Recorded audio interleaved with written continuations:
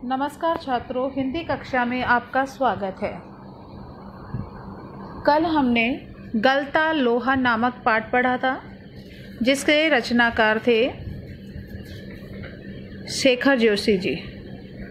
उन्होंने बताया कि गलता लोहा नामक दो किरदार प्रमुख होते हैं, मोहन और दूसरा होता है उसका मित्र। मोहन यानी कि धनराम। मोहन तो जाति से ब्राह्मण होता है और धनराम है वह जाति से लोहार होता है, अर्थात लोहा पीटने का कार्य करता है। धनराम है जो कक्षा 3 तक पढ़ कर के बीच में पढ़ाई छोड़ देता है, जबकि मोहन मेधावी यानी कि होशियार छात्र है और वो आगे तक पढ़ता है और पिताजी की उम्मीद होती है कि मेरा बेटा आगे तक जाए। तो प्राइमरी स्कूल की सीमा लांघकर मोहन छात्रवृत्ति प्राप्त कर लेता है।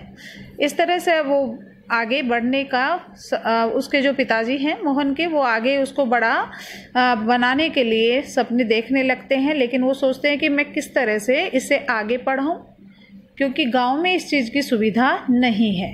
अब इसके आगे हम आगामी पाठ पढ़ेंगे। वर्षा के दिनों में नदी पार करने की कठिनाई को देखते हुए वंशीधर ने नदी पार के गांव में एक यजमान के घर पर मोहन का डेरा तय कर दिया था। यानी कि वर्षा के दिनों में आपको मालूम है छात्रों कि पहले विद्यालय दूर दूर हुआ करते थे।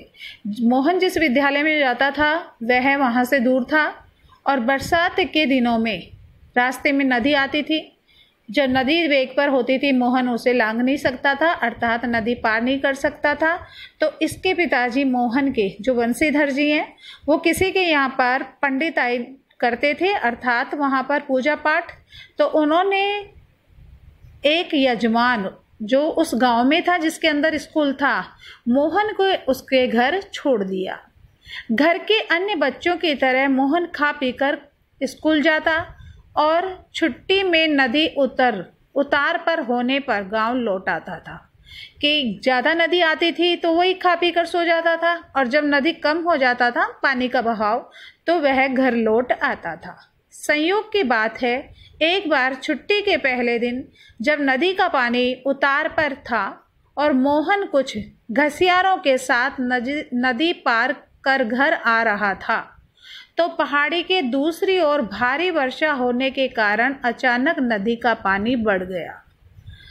ये हम इस बात पर ध्यान देंगे कि नदी का पानी न जाने कब बढ़ जाए, क्योंकि नदी का पानी काफ़ी दूर से आता है तो वहाँ बारिश हो जाती है, तो नदी उफान पर आती है, उसका पता भी नहीं चलता। तो एक समय की बात है जब मोहन अपने घर लौट रहा था, घसियारी यानी कि घास काटने वाले लोग या महिलाएं थी, उनके साथ वह नदी पार का कि अचानक पानी बढ़ गया नदी का। पहले नदी की धार में झाड़ झंकार और पात पतेल आने शुरू हो गए। या झाड़ झंकार जैसे आपने देखा कि नदी जब पूरे वेग पर यानी कि ज़्यादा आती है तो शुरू में अपने साथ वे अनेक प्रकार की गंदगी बहा कर लाती है। तो इसी तरह से पत्ते वगैरह बहा कर लाए और झाड़ी वगैरह उसके साथ आ गई। तो अनुभवी घसियारों ने तेज़ी से पानी को काटकर आगे बढ़ने की कोशिश की। तो जो अनुभवी यानी कि जो घसियारे थे वो इस तरह के पानी से निकलते थे, उन्होंने अनुमान लगा लिया कि अब नदी का पानी बहुत तेज आने वाला है। लेकिन किनारे पहुंचते न पहुंचते मटमैले पानी का रेला उन तक आ ही पहुंचा। मटमैला कि जैसे शुरू में नदी बहुत तेज आती है तो उसमें झाग हो जाते हैं, क्योंकि वो अपने साथ मिट्टी बहा कर लाती है, तो उसका रंग होता है जो भूरा, मटमैला भूरे रंग हो जाता है।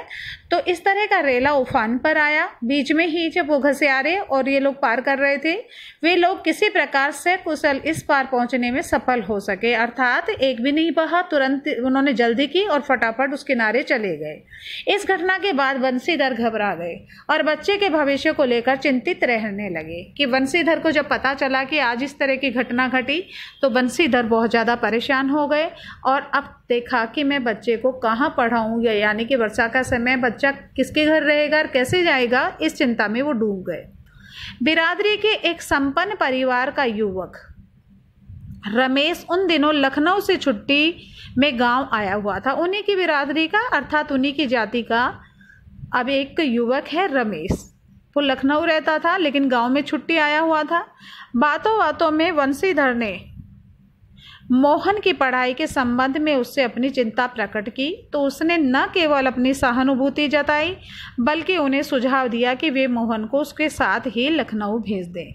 जब वंशीधर ने कहा कि मेरा बेटा मोहन है, वो पढ़ाई में काफ़ी तेज़ है और इधर गांव में दूर जाना पड़ता है, तो बरसात के दिनों में नदी नाले उफनते हैं तो डर लगता है कहीं बच्चा डूबने जाए, और उसकी पढ़ने की इच्छा है, तो आप इसको अपने साथ ले जाइए। तो वो कहते हैं कि कोई बात नहीं, आप मोहन को मेरे साथ भेज दीजिएगा, लखनऊ में पढ़ाई कर लेगा।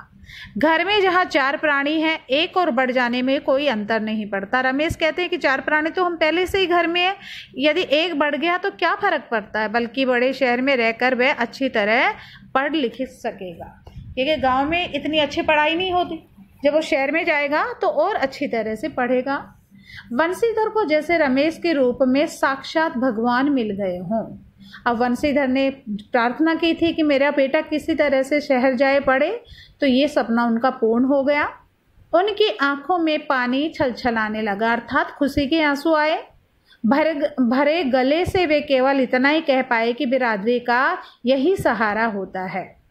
उन्होंने कहा कि अब मैं समझ गया कि अपनी बिरादरी वालों का, अपनी जात वालों का इस तरह से यही सहारा होता है कि एक दूसरे की सहायता करते हैं।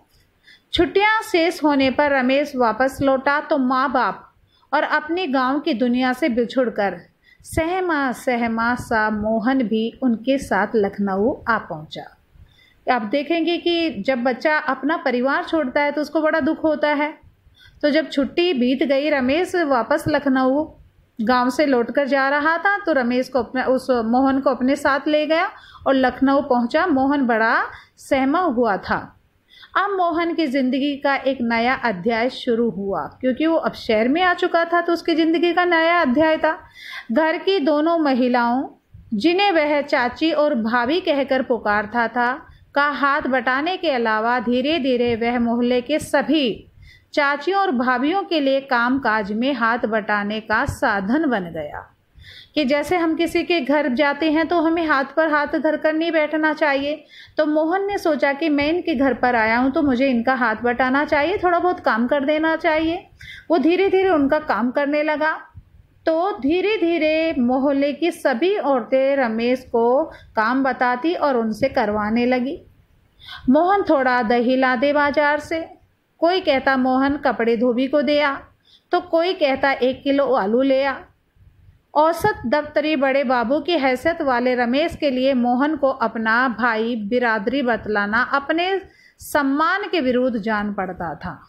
अब ये जो है रमेश, ये क्या होता है कि ऑफिस में काम करता है दफ्तर में, और मोहन इनके घर आकर रहता है, जो दूसरों का भी काम करने लग जाता है। तो वह अपना भाई और बिरादरी बतलाना अपने सम्मान के विरुद्ध जान पड़ता था। अर्थात वह किसी को भी मोहन के बारे में ये नहीं कहता था कि ये हमारी बिरादरी का मेरे मिलने वाला है, और उसे घरेलू नौकर से अधिक हैसियत वह नहीं देता था, और उस पर सिर्फ वो सोचने लगा ये तो घर का एक नौकर है। इस बात को मोहन भी समझने लगा था। थोड़ी बहुत हिला हवाली करने के बाद रमेश ने निकट के ही एक साधारण से स्कूल में उसका नाम लिखवा दिया। कि जैसे आपने देखा कि रमेश उस मोहन के पिताजी से कहता है कि शहर जाकर ये पढ़ेगा और बहुत बड़ा आदमी बन जाएगा। यहाँ तक तो ठीक था, लेकिन रमेश उसको घर पर ले आता है लखनऊ, पर उसे एक नौकर के समान उससे काम करवाता है और उसे कोई स्कूल में दाखिला नहीं दिलाता। आखिर एक दिन मोहन रमेश से कहते हैं कि मैं तो यहाँ पढ़ने के लिए आया था, तो काम तो मैं करूँगा ही, पर मुझे किसी स्कूल में दाखिला दिला दिया जाए। तो उसे एक स्कूल में दाखिला दिलाते हैं, लेकिन एकदम नए वातावरण और रात दिन के काम के बोझ के कारण गांव का वह मेधावी छात्र शहर के स्कूली जीवन में अपनी कोई पहचान नहीं बना पाया। जैसे कि आपने पूर्व वीडियो में मैंने जो पढ़ाया था कि वो बहुत मेधावी था, कक्षा में अव्वल नंबर पर आता था। वह छात्र अब शहर में जाकर ऐसा जो वातावरण था उसका रात दिन क्या करता था, काम के बोझ में दब जाता था, घर का काम करता, आस पड़ोस का काम करता था, और जो वहाँ पर विद्यालय में जाता तो उसके बच्चे भी जान पहचान के नहीं थे। उसका जीवन एक बंधी बंधाई लीक पर चलता रहा, यानी कि एक जो लीक बन गई थी उसके जीवन की, काम करना, विद्यालय जाना, वापस लौटकर काम करना। तो इस तरह से इस लीक पर मोहन चलता रहा। साल में एक बार गर्मियों की छुट्टी में गांव जाने का मौका भी तभी मिलता जब रमेश या उसके घर का कोई प्राणी गांव जाने वाला होता। कि जब मोहन कहता कि छुट्टियां आ गई हैं तो मैं अपने घर जाना चाहता हूं, तो उसे कह दिया जाता था कि यदि रमेश या कोई भी कलकत्ता से गांव जाएगा हम सिर्फ उसी के साथ भेजेंगे, यदि कोई गांव नहीं जाएगा तो तुम छुट्टियों में भी यहीं रहो। उन छुट्टियों को भी अगले दर्जे की तैयारी के नाम पर उसे शहर में ही गुजार देना पड़ता था। इस तरह से कभी वो छुट्टियों में भी गाँव नहीं आता था। अगले दर्जे की तैयारी तो बहाना भर थी।